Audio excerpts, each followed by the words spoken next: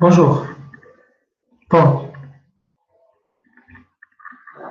dans cette vidéo, on va essayer de corriger l'examen du module méthode numérique pour l'ingénieur en calcul scientifique de la session principale de l'année universitaire 2019-2020. Donc, l'examen comporte deux parties. La première partie elle est consacrée à la matière, ou bien au module calcul scientifique. La deuxième partie, c'est le module méthode numérique pour ingénieur. Dans cette vidéo, on va corriger que la partie calcul scientifique. Donc, l'examen, donc, il est sous forme de questions à choix unique.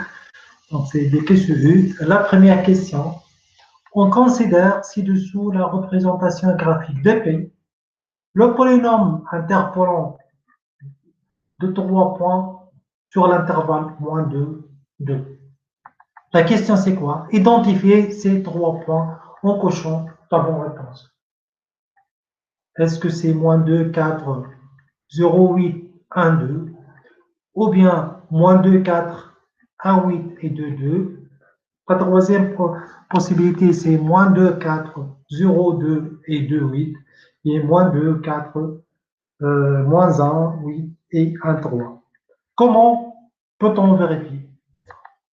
C'est quoi les propriétés, c'est quoi la propriété à vérifier? Il faut juste regarder les points d'abscisse moins 2, par exemple 0 et 1, et on regarde quelle est l'image associée par le polynôme P. On sait bien que le polynôme interpolant le point xi, yi, vérifie que P de xi égale yi, quel que soit i allant de 0 jusqu'à n, c'est-à-dire sur l'ensemble des points d'interpolation. Ici, on regarde moins 2, son image, c'est 4, c'est-à-dire P de moins 2.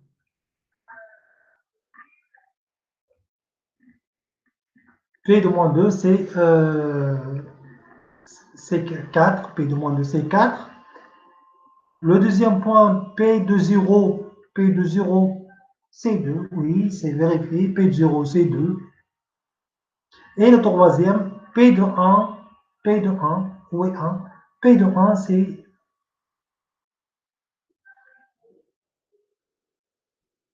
c'est 4. OK. La première possibilité, alors, elle n'est pas exacte parce que il y a juste le premier point qui est vérifié. On passe à la deuxième possibilité. P de moins 2, c'est 4. P de 0, c'est 2. Oui, on est encore avec les bonnes propriétés.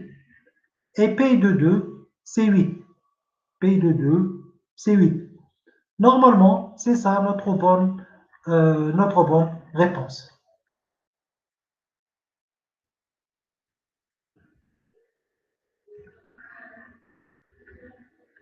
Si on vérifie brièvement les autres, moins 2, 4, oui, c'est vrai.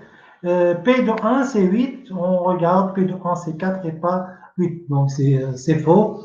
Pour la dernière, P de moins 2, c'est 4, oui. P de moins 1, c'est 2, c'est pas 8. Donc, B est la bonne réponse. La vérification est très simple, c'est graphique. Maintenant, la question 2. Soit f est fonction contenue sur un intervalle AB. Parmi les scripts Python suivants, identifiez celui qui approche IF. IF, c'est l'intégrale entre AB de f de t dt par la méthode d'intégration simple de Simpson. On sait bien que la méthode de Simpson, donc c'est, on peut écrire ici, c'est B-A sur 6, le tout fois, donc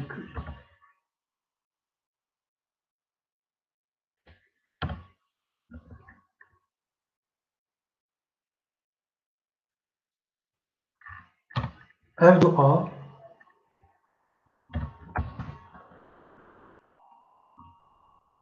plus 4f du point milieu, f de A plus B, A plus B sur 2 plus f de B. Ça, c'est la formule mathématique. Il reste maintenant à la traduire en Python. Donc, on va essayer de voir la première. Simpson, la structure lambda. Qu'est-ce que c'est la structure lambda? F, donc la structure lambda, fonction égale lambda, les paramètres de la fonction, par exemple x, 2 points, 3x, 3 fois x plus 1, par exemple. Donc, c'est les paramètres et la fonction mathématique. Maintenant, donc si on regarde la première, qu'est-ce que c'est? Simpson lambda f a b. C'est bon, donc on a la bonne structure.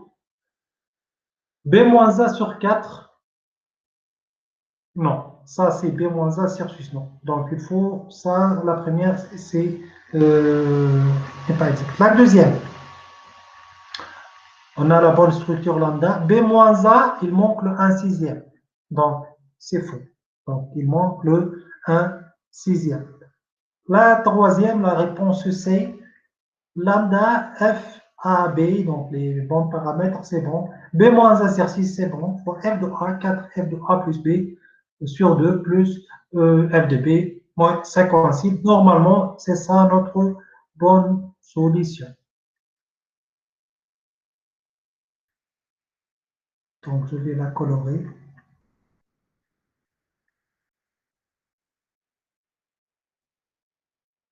Et la quatrième, donc c'est clair que c'est exact, il n'y a pas le B-1. J'espère que c'est clair et on passe à la troisième question. C'est une question de lecture graphique. Donc, parmi les 4 graphiques suivants, indiquez celui qui illustre le meilleur modèle polynomial à considérer pour modéliser les observations représentées. Donc, c'est une question qui concerne le TP, bien le chapitre approximation polynomiale. Donc, c'est quoi un modèle? Donc, c'est le bon modèle ou bien le meilleur modèle, c'est celui qui approche le mieux, c'est-à-dire qui décrit l'allure des observations. Par exemple, ici, on regarde que ce sont des observations en pointillés rouges et on a un modèle qui est un peu bizarre. Donc, en le comparant à celui-ci, bon, on ne peut pas dire, mais quand même, les deux modèles n'illustrent pas l'allure du polynôme. Je passe au dernier, donc ça c'est le même liage de points. Par contre, ça c'est un modèle constant. La réponse c'est une branche de parabole qui approche mieux. Normalement, c'est très facile de voir que c'est le meilleur polynôme. Donc ça, c'est meilleur, notre meilleur polynôme. Peut-être qu'il faut barrer ça. Ça, c'est pas bon. Ça, c'est pas bon. Et donc, on reste avec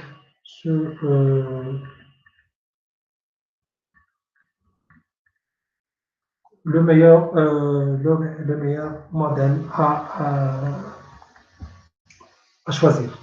La question 4, donc parmi les propositions suivantes, indiquez celle qui traduit la dérivation symbolique de la fonction f de x égale sinus de x plus pi sur 3 en Python. Donc, ce qu'on va faire, c'est on va emporter la dérivation symbolique, c'est donc import numpy as np, import simply as sp, sp différentiel, donc np sinus 2x np.q sur 3 en fonction de x. La dérivation symbolique, c'est sous la bibliothèque SciPy et non plus NumPy, c'est-à-dire qu'il faut utiliser des fonctions propres à cette bibliothèque-là. Donc ici, c'est erroné puisqu'on utilise des éléments de la bibliothèque NumPy. Donc, ça, c'est pas bon. La deuxième, donc ce qu'on va faire, c'est créer une variable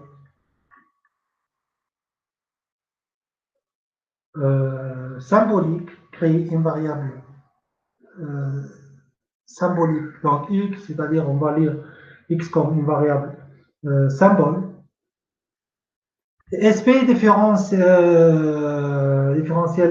SP sinus 2x plus SP pi sur 3 point x, pi sur 3x. Ou bien, donc, on a la deuxième aussi, la réponse est, on crée une variable symbolique, mais on n'utilise pas la variable x. Donc, et la troisième, la dernière, on utilise mp.symbol. Ça, c'est faux, c'est pas vrai. Donc, ça, c'est. Donc, les dérivés symboliques sont sous la bibliothèque SymPy. Donc, il reste entre ça et ça. Donc, on va choisir que, puisqu'on dérive suivant x, donc il faut déclarer aussi la variable. Donc, B est la bonne réponse. Juste ici, il manque le x. La cinquième question, quelle est la sortie du code suivant? Donc, L est une liste contenant des réels et des chaînes de caractères. Et L append 1, 2, 3. On va joindre vers la fin de L un tuple, 1, 2, 3. Donc, 0, 1, 2, 3, 4. Donc, on a 1, 2, 3, 4, 5. Donc, 5 contient L contient 5 éléments, donc de longueur 5. Si on ajoute append 1, 2, 3, on a ajouté en fait un seul élément de type tuple, c'est-à-dire notre liste devient de longueur 6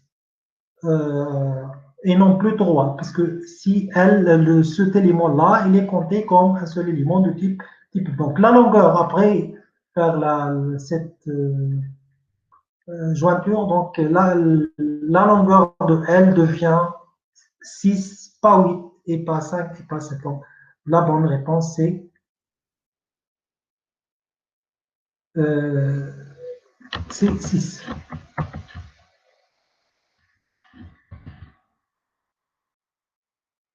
Donc, c'est la réponse D. Maintenant, la question 6, la courbe suivante représente la valeur de l'interpolation de la fonction cosinus au point x égale pi sur 4 convention de n. Le nombre de sous-intervalles de moins pi. Pour quelle valeur de n la valeur de l'interpolation elle est inférieure au point x égale pi sur 4, elle est inférieure à 10 moins 4. On va voir. Ça, c'est la courbe. Ça, c'est la courbe. Donc, on regarde que si le nombre de sous-intervalles augmente, donc l'erreur diminue modulo une transformation un peu bizarre. C'est-à-dire il y a une petite augmentation, mais la grande transformation, c'est la diminution. Donc, on cherche inférieur à 10 moins 4. Ça, c'est notre 10 moins 4. Est-ce que c'est pour tout n supérieur à 7, ou bien 9, ou bien 8, ou bien 6?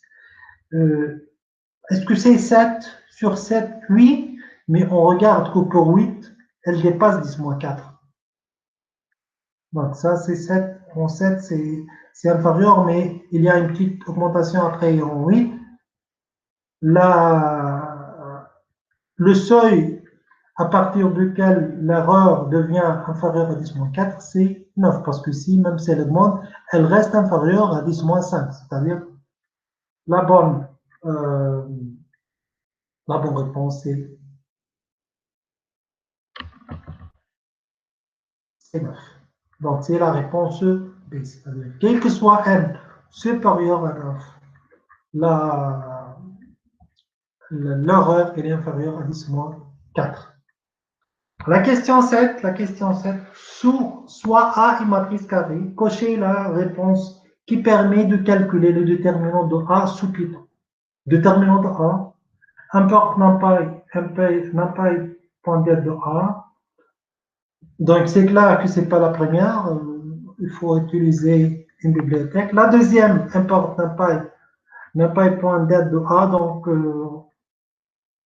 normalement, ça pourrait être ça, mais on va voir la réponse C tout d'abord.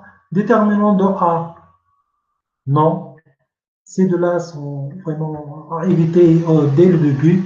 Donc, mais entre B et D, qu'est-ce qu'on va choisir? On va choisir D parce qu'on sait bien qu'il y a une sous-bibliothèque. On a vu qu'il y a une sous-bibliothèque NumPy Linear Algebra, donc linalg.d de A. Donc, la bonne réponse, c'est la réponse D.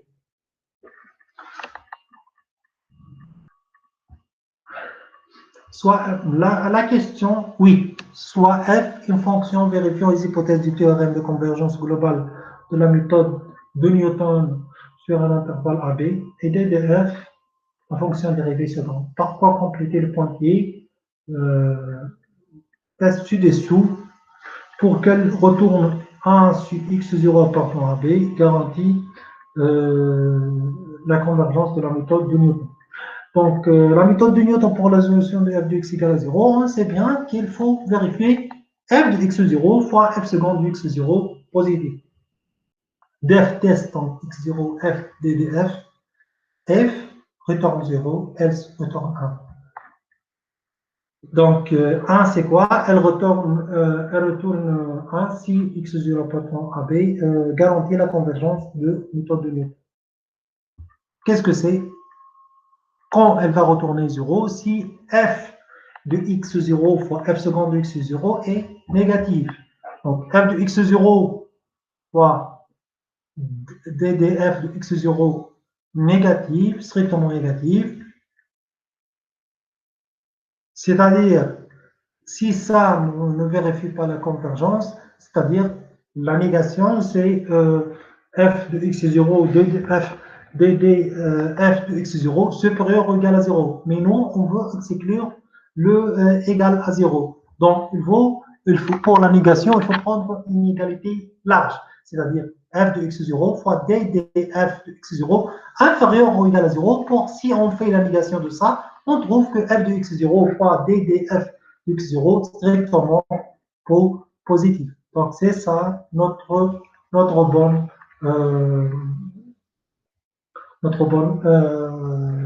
réponse. Parce que si pour que la fonction, que la méthode converge, il faut que f de x0 fois ddf de x0 soit strictement positif. On passe à la question 9.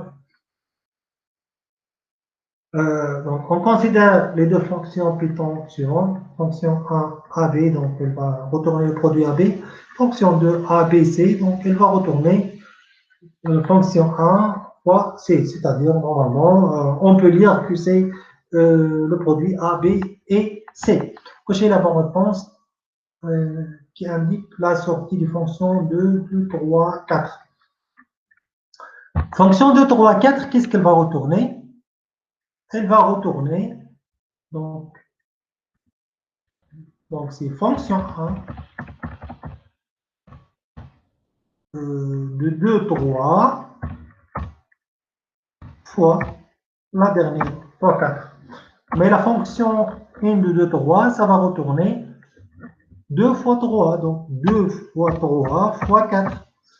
Donc 2 fois 3, c'est 6, donc c'est normalement, on attend que ça va retourner 24. Donc la bonne réponse, normalement, c'est clair, avec un simple calcul, c'est la réponse D, c'est 24.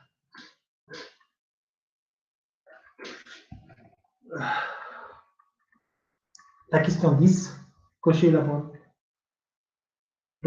réponse en indiquant la nature du message d'erreur associé. Ci-dessus. Donc, import symbole as SP, X, SP symbole de X, donc là, on va utiliser la bibliothèque SymPy pour des calculs symboliques. F égale SP lambda X 1 sur X carré, F égale SP intégré F de X 1 de X. Donc, c'est l'intégration symbolique. Donc, si on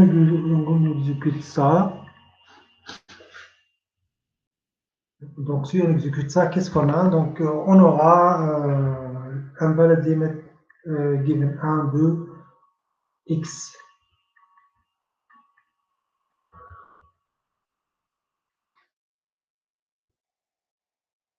Donc, le type d'erreur,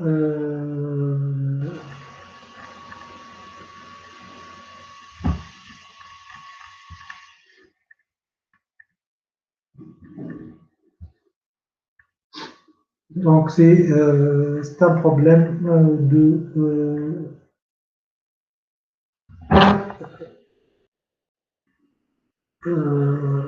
erreur de dimension. Normalement, c'est un erreur de dimension.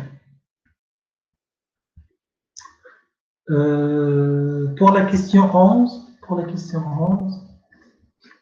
donc la figure ci-dessous illustre le nombre d'itérations en fonction de la précision pour la résolution de l'équation x carré moins 2x égale à 0, 0, 1, 3, par les deux méthodes Newton, x égale à 0, x0 égale 3, et dichotomie A, 0 égale 1, B0 égale 3. C'est-à-dire, on va essayer de comparer le nombre des itérations pour les deux méthodes pour la résolution de la même équation. La figure montre la méthode de dichotomie dont le résultat en 0 itération, indépendamment de epsilon, interpréter le résultat suivant. Ça, c'est le nombre d'itérations de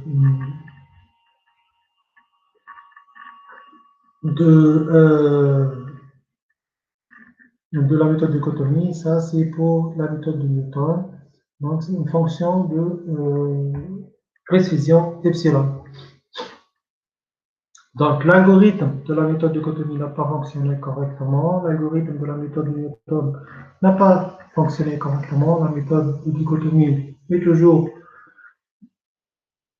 moins d'itérations pour converger par rapport à la méthode de Newton. Ou bien l'algorithme converge pour la valeur initiale. Normalement, il converge pour la méthode initiale si on prend que la solution x carré moins 2x égale à 0, donc on sait bien que x égale à 2. 2, c'est le milieu de 1 tiers. Donc directement, on va par la méthode de Newton, on va tomber par la méthode de dichotomie, on va tomber dès la première itération sur la bonne solution. Question 12, le graphique ci-dessus illustre la courbe représentative d'une fonction f définie sur 0, 3 pi sur 2, comparé IF 0, 3 pi sur 2, f de t, dt à 0, en cochant la bonne réponse. La bonne réponse, qu'est-ce qu'il y a? IF, donc, si on veut, donc, IF, donc ça, c'est IF.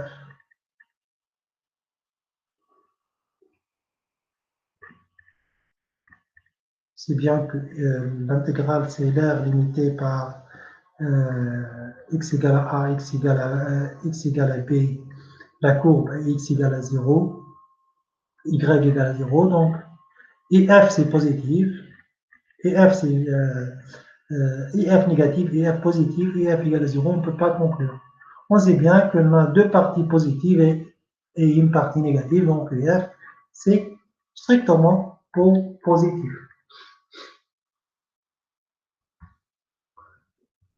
Question 13. Ces questions portent sur les méthodes d'interpolation. Donc, T appartenant à moins 1, la figure ci-dessus représente la courbe du polynôme de Lagrange, L2 de t, t moins x0, t moins x1, t moins x3,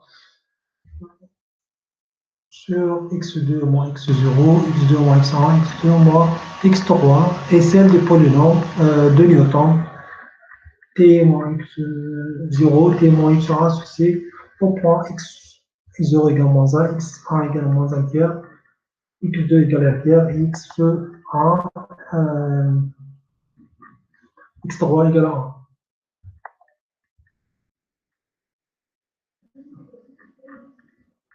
Donc, parmi les propositions suivantes, indiquez celle qui est correcte. La courbe L2 et la courbe correspond à L2 et courbe 2 correspond à N1. Donc, en pointillé, c'est la courbe 1, et en continu, c'est la ligne, c'est la ligne, c'est la méthode de Newton. C'est la courbe 2, pardon. Donc, la courbe 1 représente N2 et la courbe 2 représente L2. La courbe 2 représente L2 et la courbe 1 représente N2. Qu'est-ce qu'on va, comment peut-on conclure ici?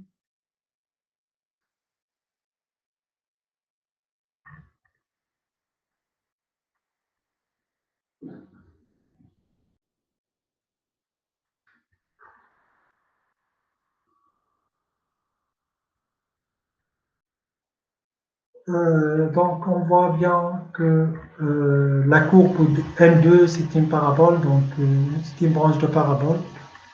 Normalement, on attend que ça, c'est la courbe, que c'est la courbe 2. X0, c'est moins 1. X1, c'est moins 1 tiers. Par contre, si on regarde donc, la courbe en pointillé, donc c'est un polynôme de degré supérieur ou égal à 2. Donc on a moins 1, moins 1 tiers, passe par moins 1 tiers aussi. Et pour le dernier, c'est elle arrive jusqu'au le point d'abscisse 1. Donc ça, c'est normalement la bonne réponse, c'est que aussi, donc c'est le 1 tiers, donc ce qu'on va admettre, c'est que la courbe 2 représente N2, la courbe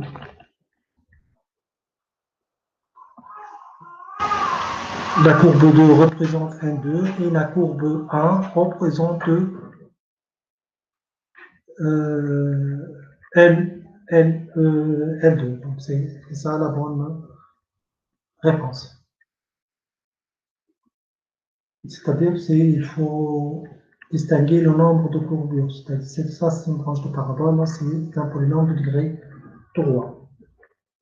La dernière question pour cet exemple-là, c'est les 4 scripts suivants comparent deux réels AB, indiquer celui qui correspond à correctement écrit sous Python. Donc, if B-A inférieur ou égal à 0, print B inférieur à A, elif, et si on remarque que dès le début, on peut sortir parce que elif est mal